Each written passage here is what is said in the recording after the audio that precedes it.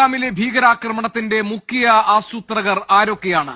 ISIയുടെ പിന്തുണയിൽ Lashkar E Taiba ആസൂത്രണം ചെയ്ത് TRF നടപ്പാക്കിയ ഭീകരാക്രമണം എന്ന അന്വേഷണത്തിലേക്ക് എന്ന നിഗമനത്തിലേക്ക് കാര്യങ്ങൾ എത്തുന്നു. ഇപ്പോൾ സൈന്യം പുറത്തുവിട്ടിരിക്കുന്ന രേഖാചിത്രമാണ് പ്രേക്ഷകർ സ്ക്രീനിൽ കാണുന്നത്. ഈ രേഖാചിത്രത്തിൽ കാണുന്ന വ്യക്തി ഈ ഭീകരാക്രമണത്തിൽ പങ്കാളിയാണ് എന്ന് സംശയിക്കുന്ന ആളാണ്. അയാളുടെ രേഖാചിത്രം ഇപ്പോൾ സൈന്യം പുറത്തുവിട്ടിരിക്കുന്നു. ഭീകരർ ഓടിമറഞ്ഞതും ഒളിഞ്ഞിരിക്കുന്നതുമായ ഇടങ്ങളിലേക്ക് സൈന്യത്തിന്റെ പരിശോധനകൾ എത്താൻ പോകുന്നു. അവർ ഈ രേഖാചിത്രം പുറത്തുവിട്ടിരിക്കുന്നു. ഈ രേഖാചിത്രം ഭീകരരെ കണ്ടെത്താൻ സഹായകരമാകും എന്നാണ് സൈന്യം പ്രതീക്ഷിക്കുന്നത്. ഏതായാലും പാകിസ്ഥാന്റെ ആസൂത്രണത്തിൽ നടപ്പാക്കിയ ഭീകരാക്രമണം എന്നതാണ് ഈ സംഭവത്തിന്റെ ഗൌരവം വർദ്ധിപ്പിക്കുന്നത്.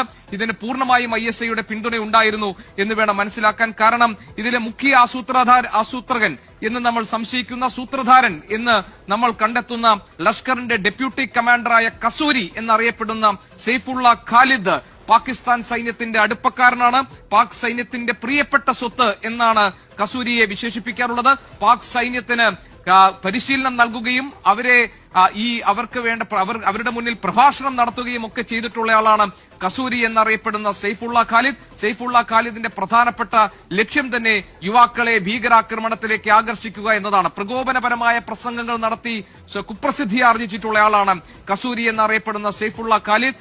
പഹൽഗാമിലെ ഭീകരാക്രമണത്തിന്റെ